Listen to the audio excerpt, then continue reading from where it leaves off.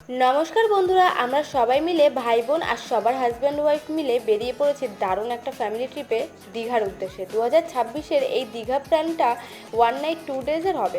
পুরো budget trip হবে, কিভাবে কম খরচে ফুল এনজয়মেন্ট করা যায় সেটাই দেখাবো এই ভিডিওতে। এই ট্রিপে আছে আমাদের গ্রুপের সবার কেলোর কীর্তি, ফান, হাসি, নাচ, গান, একদম এন্ডলেস মেমোরিজ।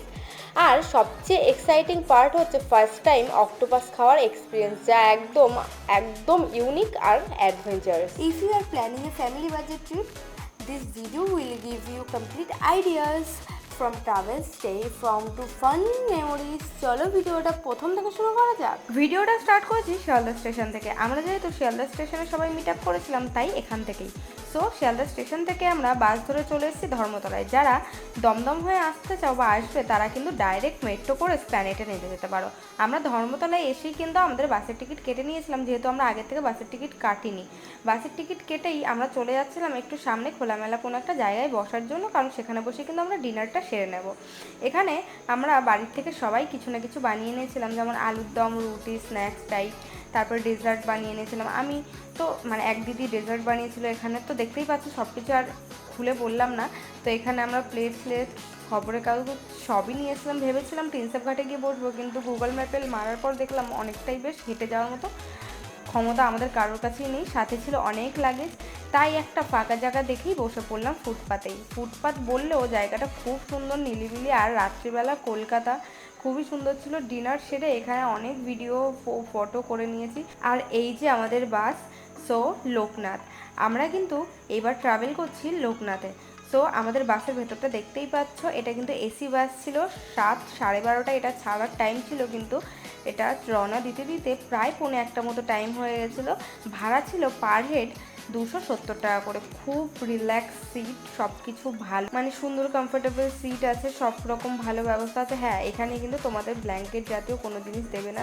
একটু বাসে ঠান্ডা লাগবেই মাঝরাতে, তার জন্য নিজের একটা ক্যারি করো, টাওয়াল বা চাদর, যে কোনো কিছু। আমরা কিন্তু রাতে খুব বলতে ভালোই কষ্ট হয়েছে যখন আমরা ঘুমিয়েছিলাম। বাসে তো আমরা একদমই ঘুমাইনি, কারণ সারা রাত কিন্তু আমরা দারুণ এনজয় করেছিলাম বাসে। দারুণ নাচ গান আরও অনেক কিছু করেছিলাম। প্রথমে বাসে ওঠার পর একটু চুপচাপে ছিলাম। আমাদের একদম পেছনের সিটে একটা টিম উঠেছিল, তারাও বক্সে গান চালিয়ে খুব মজা করছিল। সেটা দেখে আমরাও একটু সাহস পেলাম বলা যায়। তো তারপর আমাদের বক্স একটা জেবিএল না, সরি, নিয়ে গেছিলাম। তো সেটাই বাজিয়ে আমরা প্রচণ্ড মজা করেছি। সাথে সাথে গাড়ির ড্রাইভারও কিন্তু মাঝরাতে আমাদেরকে সাউন্ড বাজিয়ে দিয়েছিল, বাসের যে স্পিকার ছিল সেটাও কিন্তু বাজিয়ে দিয়েছিল। তো দারুণ মজা করেছি। দেখতে দেখতে কোলাঘাটে পৌঁছে গিয়েছিলাম, তখন রাত বাজে প্রায় 2টো থেকে 2:30। নেমে কিন্তু বেশ ভালো লাগছিল, চারিদিকে প্রাকৃতিক, প্রচুর মানুষজন।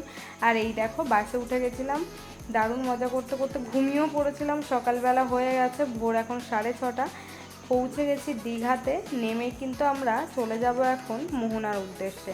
আর সূর্য অলরেডি উঠে গেছিলো, আমাদের অনেকটা লেট হয়ে গেছে। একটা অটো রিজার্ভ করে নিয়েছি, পার হেড 30 টাকা করে পড়েছে। আমরা ছিলাম 9 জন, একটা বাচ্চা ছিল আমাদের সাথে। আর দেখতেই পাচ্ছ মোহনাতে কিন্তু সূর্য উদয় হয়ে গেছে অলরেডি, আগেই দেখিয়ে দিয়েছি। আর এই টাইমটা কিন্তু দারুণ লাগে মোহনাটা, খুবই সুন্দর। কিন্তু একটাই খারাপ লাগে, যেটা হচ্ছে এত সুন্দর একটা বিচ, সুন্দর জায়গাকে কেউ পরিষ্কার পরিচ্ছন্ন রাখতে পারে না, প্রচণ্ড নোংরা।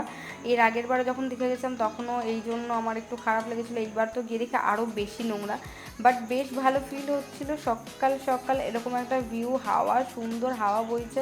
আর এখন তো আর সেই গরমটা নেই, এই সকালবেলাটা। তো যাই হোক, সবাই ভেবেছিলাম মোহনাতে একটু ফটো ক্লিক করবো, সমুদ্রের জলে পা ভিজিয়ে আমরা হোটেলে চলে যাবো। আমাদের কিন্তু হোটেলও বুক করা ছিল না। সো আমি সবাই বসে চা খাচ্ছিল, আমি কিন্তু না পেরে দৌড়াতে দৌড়াতে চলে এসেছি সমুদ্রের কাছে। আর এইখানে এসে একটু ফিল নিচ্ছিলাম একা একা। আমার কিন্তু চারিপাশে কেউ নেই, দেখতেই পাচ্ছ সবাই কিন্তু ওপরে, আমি একাই নিচে নেমেছি। আর আমরা যেই দিনকে দীঘা গেছি তার ঠিক আগের দিনকে তালসারিতে একটা খুব বাজে ঘটনা ঘটে গেছে। আমাদের খুব প্রিয় শিল্পী রাহুল আমাদের মধ্যে আর নেই, সবাই জানি সে হারিয়ে গেছে। তো যেখানেই থাকুক তার আত্মার শান্তি কামনা করি। তো চলো, আমরা মোহনার থেকে হেঁটে হেঁটে চলে এসলাম এই সাইডটাই, যে পাথরটা দেওয়া আছে নিচে। আমরা কিন্তু নর্মালি এসছিলাম সবার ভিড় দেখে। এসে জাস্ট দাঁড়িয়েছি, এমন একটা হঠাৎ ঢেউ এসছে, তখন চলছিল জোয়ার। পুরো মানে ভিজিয়ে দিয়ে গেছে, দেখতেই পাচ্ছ ড্রেস ট্রেস পুরো ভিজে গেছে, ফোনও গেছে।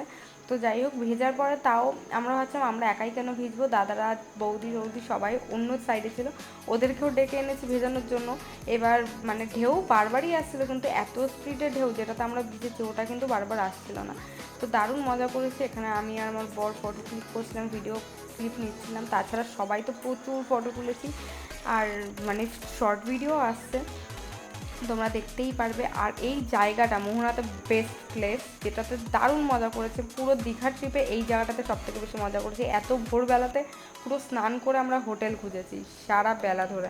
তো দেখতে পাচ্ছ কতটা মজা করছি।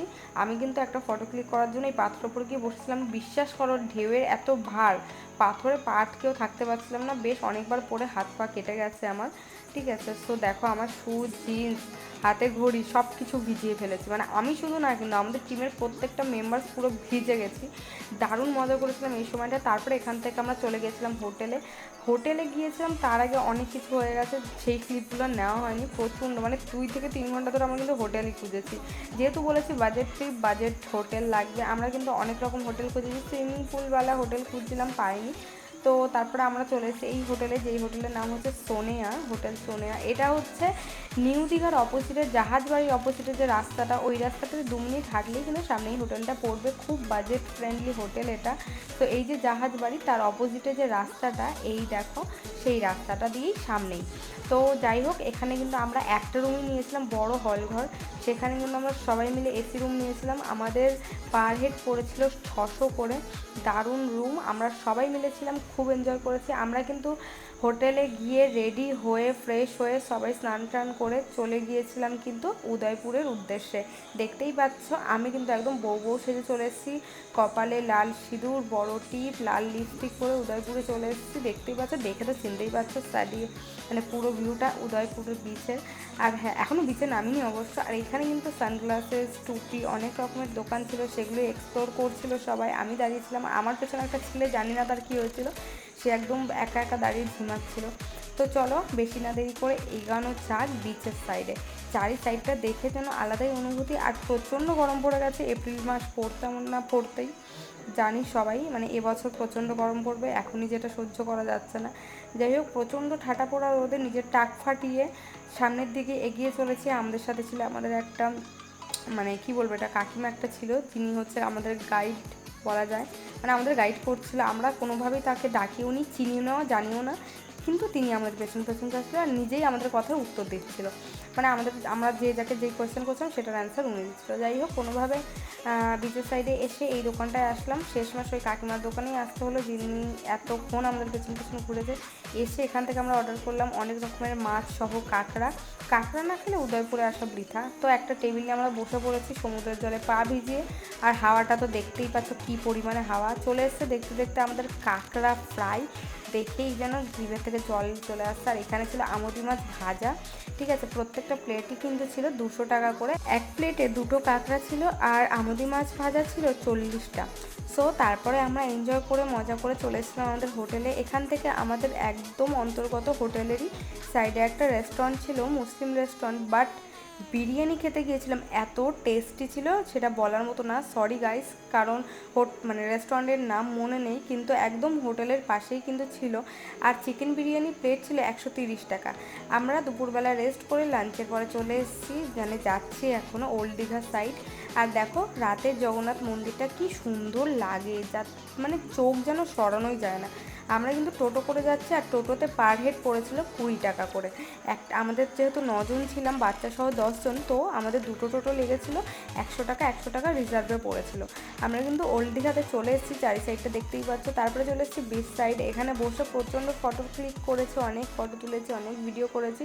কিন্তু আমাদের ভাগ্য খারাপ, কিছু দোকান ঘুরতে না ঘুরতেই মানে কি বলবো, ঝড় চলে এসেছিলো, 2টো দোকানও ঘুরতে পারিনি ঠিক করে, মেঘ করেছিল, প্রচণ্ড ঝড় চলে এসেছিলো, আর বৃষ্টি ফোঁটা ফোঁটা পড়ছিল। তখন আমরা আমাদের হোটেলের দিকে রওনা দিচ্ছিলাম, দেখতেই পাচ্ছ, তার মধ্যেই ঝড় উঠে গেছে, দেখতেই পাচ্ছ। এটা কিন্তু মানে জানি না, ফোনে তো বোঝা যাচ্ছে না, কিন্তু সামনাসামনি সব দোকান টোকান গোটাচ্ছিলো, সবাই চলে যাচ্ছিলো, মানে পুরো ঝড় উঠে গেছিলো, প্লাস্টিক সব উঠছিল।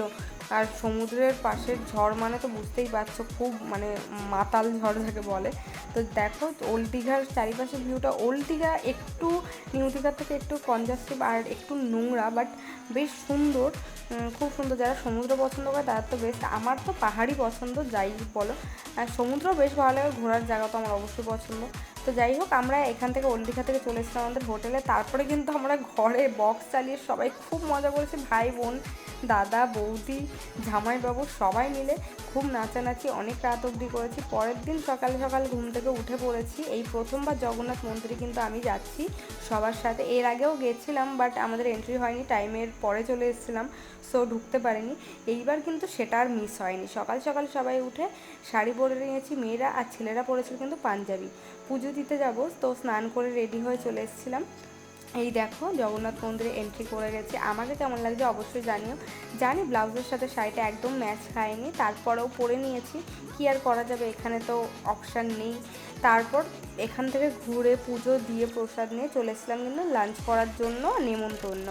দীঘার অপোজিটে একদম সি বিচ যে ভিউ হোটেলটা, তার পাশের রাস্তায় কিন্তু এই নেমন্তন্ন হোটেলটা আছে। তোমরা কিন্তু এখানে খাবার খেতে পারো, যে কোনো খাবার এখানে খুব ভালো, রিজনেবল প্রাইস, এমনকি খুব পরিষ্কার পরিচ্ছন্নভাবে এরা সার্ভ করে।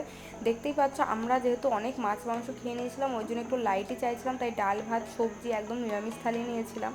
খেয়ে দিয়ে আমরা বিচের সাইডে অনেকক্ষণ বসেছিলাম, অনেক গল্প মজা করেছি। তারপর সন্ধ্যা হতে না হতেই কিন্তু এখানে সবাইকে খাবার বলতে অনেক কিছু মানে ট্রিট দিচ্ছিলো, যেটা আমার দিদি আইসক্রিম খাইয়েছিল, আমরা অক্টোপাস খাইছিলাম, দাদা ভুট্টা খাইয়েছিল, অনেক রকম খাবার খেয়ে পেট ভর্তি হয়ে গেছিলো।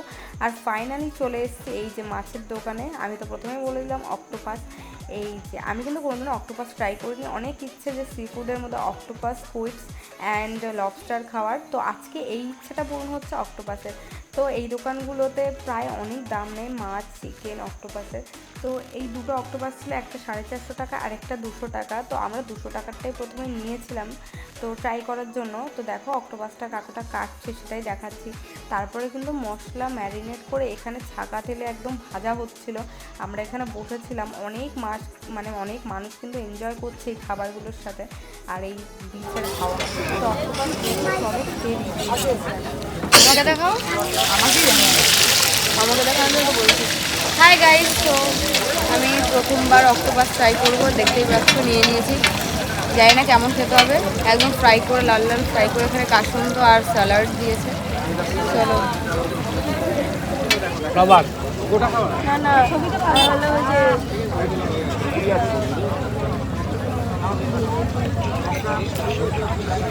খেতে মিডিয়াম রাবার টাইপের খেতে, পুরো রাবারের মতো, রাবার চিবাচ্ছি। নতুন কিছু খেলাম, খারাপ হোক ভালো হোক, ঠিক আছে।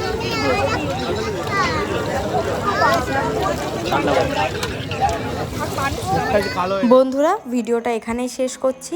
সবাই ভালো থেকো, সুস্থ থেকো। লাস্টের ক্লিপগুলো জোড়া হয়েছে অন্য ফোন থেকে নিয়ে, স্মৃতিগুলো তো এখানেই থেকে যাবে। জানি না দিনগুলো হয়তো অনেক দিন পরে গিয়ে মনে পড়বে, খুব মজা করেছিলাম আজকের দিনে। বয়সও পার হয়ে যাবে, সবার স্কিনে রিঙ্কেলস চলে আসবে, এই ফেসগুলো হয়তো এরকমভাবেই থেকে যাবে। তো আমাদের এনজয়মেন্টের কিছু মুহূর্ত এখানে রেখে দিলাম। দেখা হচ্ছে পরের ভিডিওতে।